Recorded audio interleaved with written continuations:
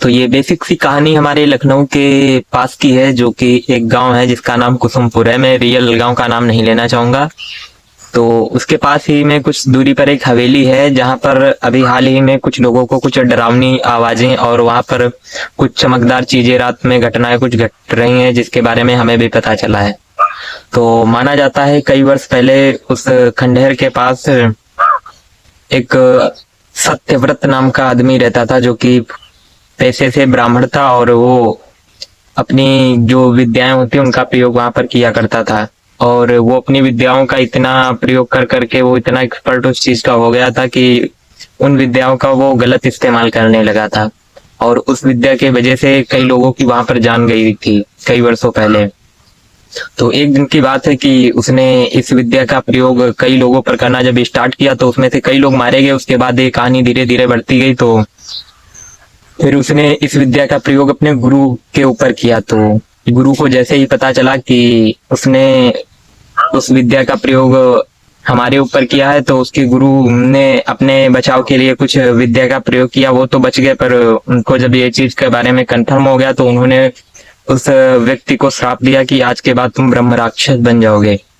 तो यहाँ से उस सत्यव्रत की कहानी स्टार्ट होती है और अपने गुरु के श्राप के कारण उसकी मृत्यु वहीं हो जाती है और वो राक्षस बन जाता है।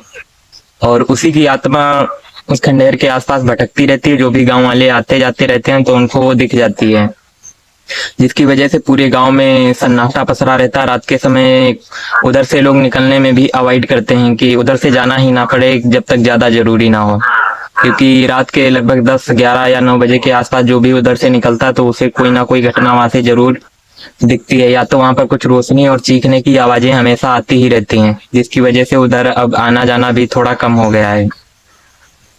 और ये कहानी धीरे धीरे समय के साथ साथ आगे बढ़ती रहती है और आसपास का जितना भी एरिया है उन लोगों को भी पता चलता है कि यहाँ पर ऐसी कुछ घटनाएं हाल ही में होना स्टार्ट हो गई। जब उसके गुरु ने उसको श्राप दिया था तो एक बात और कही थी कि अगर कोई तुमको शांत करा के तुम्हारी आत्मा को मुक्ति दिला देता है तो तुम हमेशा के लिए यहाँ से मुक्त हो जाओगे। और उस ब्रह्म राक्षस का धीरे धीरे माहौल ऐसा बढ़ता गया कि अब गांव वाले भी उससे परेशान होने लगे, क्योंकि अब वो गांव में भी आतंक मचाने लगा अपना पूरा। तो गांव वालों ने कई बार शांति करने के लिए बहुत कुछ किया, कई सारे पंडित और तांत्रिकों को वहां पर बुलाया, पर कोई फायदा नहीं हुआ। जो भी वहां पर ये चीज करने जाता तो वो उसको मार डालता था। और धीरे धीरे समय बढ़ता गया ऐसे ही, और वहां के लोग काफी परेशान होने लगे। तो एक दिन की बात है कि एक आदित्य नाम का व्यक्ति वहां पर आया और उसको इस कहानी के बारे में पता चला कि यहाँ पर जो ब्रह्म राक्षस है उसने पूरा आतंक मचा रखा है। तो उसने गांव वालों से एक वादा किया कि मैं इससे आप लोगों को मुक्ति दिलाऊंगा। तो वो इस कहानी को पहले समझता है कि यहाँ पर हुआ क्या है, और उसने भी कई सारी सिद्धियां प्राप्त कर रखी है अपने गुरु के पास से जिनका प्रयोग करने वाला है। तो वो सोचता है कि पहले पता कर लेते हैं कि कितना पावरफुल है और क्या क्या उसके लिए करना पड़ सकता है। तो वो परफेक्ट होने के लिए पूरा प्लान तैयार करता है और पूरी वहां का इतिहास वगैरह पूरा खंगालता है कि क्या क्या करना पड़ेगा इसके लिए।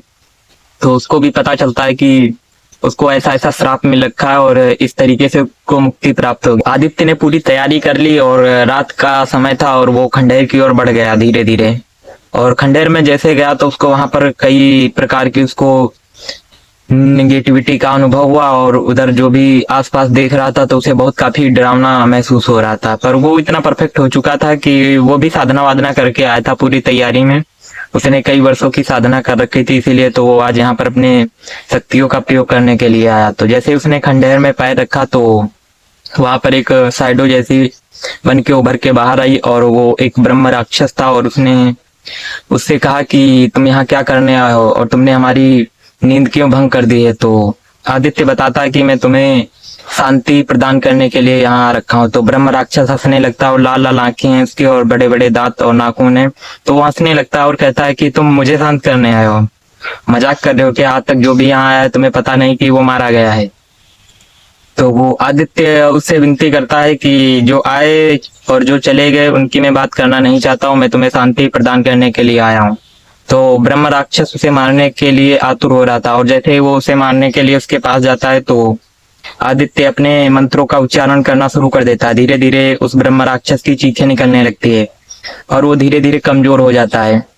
जब वो कमजोर होने लगा तो उसकी आंखों से आंसू आने लगे और उसने आदित्य से माफी मांगी। ब्रह्म राक्षस वहां पर रोने लगता है और उसे उसे मुक्ति प्राप्त हो जाती है। उसके बाद वो उसको आशीर्वाद देने के बाद आदित्य को वहां से चला जाता है सूक्ष्म शरीर में, और तब से वहां के पूरा का पूरा माहौल शांत हो जाता है और ब्रह्म राक्षस से वो गांव वाले मुक्त हो जाते हैं और आदित्य को वहां पर देवदूत के रूप में उसको पूरे गांव वाले मानने लगते हैं और पूरा आतंक खत्म हो जाता है। तो ये हमारे गांव से कुछ ही दूर पर एक गांव है जिसका नाम चंद्रगढ़ है। तो नाम से ही पता चल रहा है कि किसी व्यक्ति के नाम पर ही गांव है। तो वहां पर माना जाता है कि एक चंद्रधर नाम का पंडित रहता था जिसका वहां पर महल था और उसने कई सारी तपस्या और तंत्र विद्याओं में महारत हासिल कर रखी थी, और जिसकी वजह से वो अपनी तंत्र विद्या का प्रयोग गांव वालों पे करता था और उनके साथ बदसलूकी और क्रूरता करता था और उससे वो उनका कर वसूलता था, और जो भी उसका विरोध करता था तो अपनी शक्तियों और तंत्र शक्तियों से उसको डराया करता था।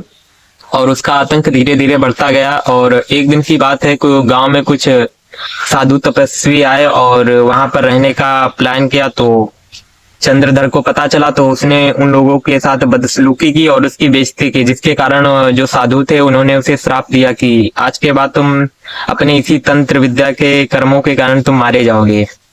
और ये समय धीरे धीरे बढ़ता गया और उसकी क्रूरता बढ़ती गई। एक टाइम की बात है, वो तंत्र विद्या अपने महल में कर रहा था तो अचानक आंधी तूफान आ गया, जिसकी वजह से उसकी तंत्र विद्या उसके ऊपर उल्टा पड़ गई और वो जल के उसी में भस्म हो गया।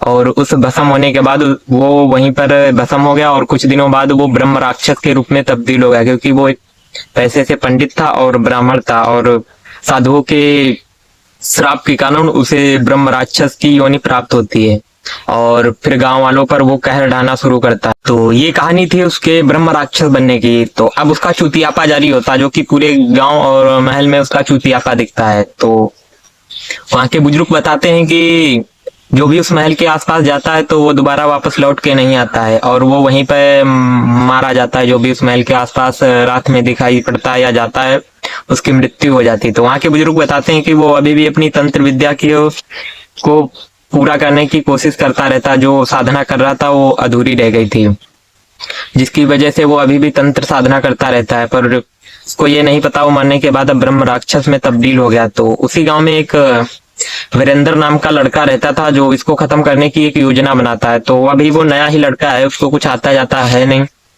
तो वो सोचता है चलो इसके बारे में पहले पता करते हैं कि कहानी क्या है। तो वो पता करता है तो उसे भी पता चलता है कि ये वहां का रहस्य। तो वो फिर फैसला करता है कि खाली तलवार या कुछ हथियार ले जाने से वहां कुछ नहीं होने वाला। तो पहले जाके वो एक साधु से मिलता है और वहां वो साधु उसको बताते हैं कि उसको मारने के लिए क्या क्या करना पड़ेगा। तो वो जाता है, पहले तंत्र विद्या सीखता है जो कि बहुत जरूरी होती है उसको हराने के लिए। तो तंत्र विद्या की वो प्राप्ति करके फिर गांव वापस लौटता है। तो वीरेंद्र की जो तंत्र शक्तियों की साधना थी वो अब लगभग खत्म हो जाती है। जो भी उसे सीखना था वो सीख चुका है। तो जो भी साधु के पास वो सीख रहा था अब उसे वो साधु बताता कि अब आप इस शक्ति का प्रयोग कर सकते हैं, आप इसमें पूरी तरीका से दक्षता प्राप्त कर चुके हैं। तो एक रात की बात है कि वीरेंद्र अपने घर से निकलता है उस महल की ओर और उसमें प्रवेश करता है तो उसको महल के अंदर ठंडी हवा का महसूस होता है झोंका, और वहां पर कुछ चीखती हुई चीजें सुनाई देती हैं। वहां पर कई सारी आत्माओं की आवाजें आ रही थी जो कि शैतानी शक्तियों के कारण वहां पर कैद थी। और वो उसके अंदर जब घुसता है तो उसको भी पता चल जाता है यहाँ का माहौल कितना ही खतरनाक है।